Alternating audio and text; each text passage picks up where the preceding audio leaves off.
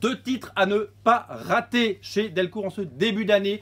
Qu'est-ce qu'il faut lire chez Delcourt en début 2018? Eh bien, voici les deux titres à ne pas rater absolument. On commence bien entendu par Hellboy, le cirque de minuit. C'est le 16e tome de Hellboy, scénarisé par Mike Mignola, couverture de Mike Mignola, avec deux histoires courtes. La première s'appelle Le cirque de minuit, The Midnight Circus en anglais, dessiné par l'excellent Duncan Fegredo, qui est le deuxième meilleur dessinateur de Hellboy après Mike Mignola. Non, il fait un travail génial. C'est la jeunesse de Hellboy dans un cirque, en fait. C'est voilà, c'est comme c'est un peu un diable, hein.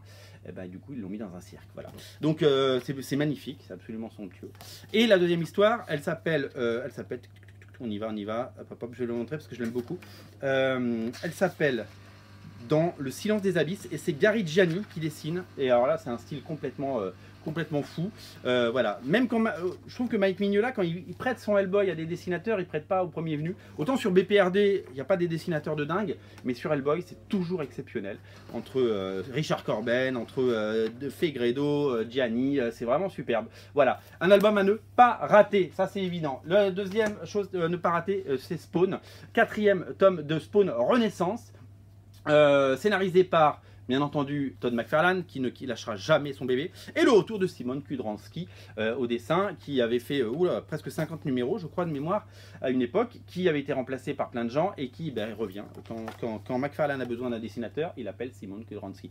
C'est très chouette, d'autant que McFarlane ancre, on reconnaît un petit peu le dessin, et ce qui nous permet d'avoir, si vous voulez, une continuité graphique vraiment intéressante. Voilà. La série était vraiment très intéressante quand Erik Larsen s'en occupait, Paul Jenkins également, et maintenant c'est le retour de McFarlane et Kudranski, et ça fait des beaux épisodes. Donc si vous lisez cette série, vous ne serez pas déçus de la continuer. Les 4 tomes, bien entendu, sont disponibles sur originalcomics.fr. Tout ça est disponible, voilà, pour les sorties Delcourt de ce début d'année. Salut!